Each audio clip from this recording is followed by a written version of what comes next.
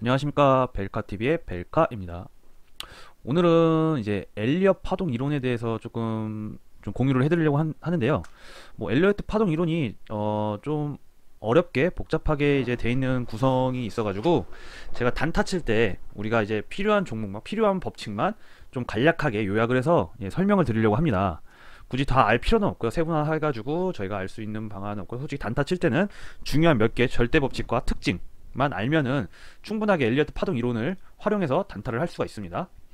일단 먼저 엘리엇이 만들어낸 이론이고요. 엘리엇은 미국의 1871년부터 1948년까지 약 75년 동안 연구를 한 이런 이론입니다. 원래는 이제 철도 회사의 이제 담당이었는데 이런 파동 이론을 계속 주식에 대한 공부를 하다 보니까 이게 회계 쪽에 또 관심을 갖게 되고, 이제 철도 쪽 회계 쪽에 이 업무를 하고 있었습니다. 엘리엇이라는 인물이. 그러다가 이런 파동 이론을 탄생시켜 가지고 이거에 대한 이 이론을 이제 뭐 언론 매체에다가 이제 납품을 했는데, 아니 그 언론 매체에다 소개를 했는데 이 이론을 보고 너무 그 괜찮은 것 같아서 자기만 알려고 다른 매개체에 이렇게 언론을 플레이를 하지 않았습니다. 그러다가 이제 나중에 이제 그런 그 엘리엇의 파동 이론이 부각이 된 게 블랙먼데이 1987년에 이제 주식시장 폭락을 예견하고 있었죠. 예, 토대 이론을 활용해서 최상의 예측 도구로 각광받게 되었습니다. 이때 이제 엘리엇 파동 이론이 이제 부각이 되면서 많은 사람들에게 알려진 파동 이론입니다. 예.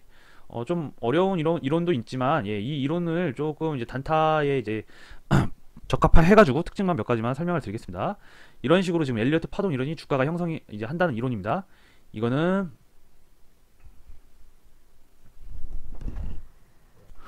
이렇게 1파, 네, 2파 조정파동, 그 다음에 3파, 그 다음에 4파, 5파, 그 다음에 A, B, C파까지 이렇게 8개의 파동이 있습니다. 8개. 그래서 이제 파동, 8개 파동의 특징을 다 알 필요는 없고요. 여기서 몇 가지 특징만 알면 됩니다. 그 다음에 이게 절대 불변의 법칙이 있어요. 아시는 분들은 알겠지만, 절대 불변의 법칙이 제가 이제 메모장에 적어놨는데, 첫 번째로는 잡주는 이런 거 다 무시합니다. 예. 잡주들은 뭐 시총 낮은 것들 위주로는 이런 파동 이론은 절대 먹히진 않고요. 자기 마음대로 움직이는 차트니까 뭐 우량주, 대형주, 시장지수, 선물지수 이런 것들에 대해서는 어느 정도 이런 엘리어트 파동 이론이 어느 정도 존재한다는 이야기입니다. 그리고 이제 절대 법칙을 알아야 되는데, 절대 법칙 중에 첫 번째가 2번 조정 파동은 1번 상승 파동의 저점보다 높아야 한다. 이 얘기가 뭐냐면은 1번 상승 파동의 저점, 예. 그 다음에 2번 조정 파동의 이런 저점, 이 2번 파동의 조점이 1번 파동의 시작점보다 내려갈 수 없다. 이게 절대 법칙의 1번 법칙입니다. 예.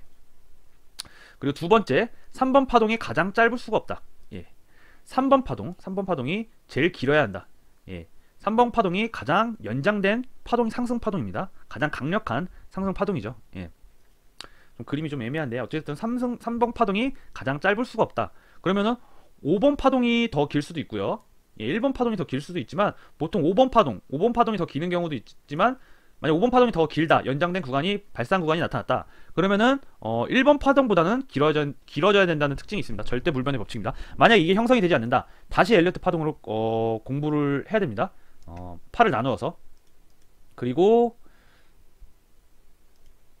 세 번째, 4번 파동의 저점은 1번 고점과 겹치면 안 된다는 점입니다. 예. 이게 무슨 얘기냐면은, 이런 3파가 일어나고 이제 4파가 조정 파동이 일어나죠. 이 조정 파동의 저점이 1번 파동의 고점과 겹치면 안 됩니다. 즉 4번 조정 파동은 1번 파동의 고점을 밑으로 내려갈 수가 없는 거죠. 그러면은 엘리어트 파동 이론이 형성이 절대 안 된다는 겁니다. 절대 불변의 법칙은 바뀌지 않는 세 가지 법칙입니다. 이게 법칙이 어긋난 거는 엘리어트 파동 형성이 안 되는 거니까 무시하면 되니까, 저희가 여기서 핵심은 절대 불변의 법칙에서 핵심은 단타를 칠 때는 이런 조정 파동이 일어났을 때 1번 상승 파동에 대해서 무너지는 경우 손절을 하면 됩니다. 손절. 예. 왜냐면은 절대 불변의 법칙이니까. 그리고 저희가 이제 가장 이제 4번 파동을 보고 5번 파동에서 이제 많이 먹을 수 있는 거죠. 여기서 확인할 수 있으니까. 그러니까 이제 절대 불변의 법칙을 만드는 거야, 자기만의. 예. 엘리엇이 75년 동안 공부한 이론입니다. 예. 그렇기 때문에 이런 절대 불변의 법칙을 형성을 해서 단타 칠 때 우리는 4번 파동 조정 파동은 1번 파동 상승 파동의 고점과 겹칠 수 없다. 이 점을 명심을 해서 단타를 하면 됩니다. 그리고 다른 특징이 있습니다. 파동 변화의 법칙. 파동 변화의 법칙은 조정 파동이 네 가지 형태로 일어납니다. 첫 번째, 지그재그형. 이런 식으로 지그재그로 하락하는 조정 파동. 두 번째로는 플랫 파동. 이런 박스권을 형성하면서 조정하는 조정 파동, 플랫 형태의 조정 파동. 그리고 세 번째는 불규칙 파동. 이런 식으로 말도 안 되게 좀 불규칙으로 일어난다는 조정 파동. 그 다음에 삼각 수렴. 예.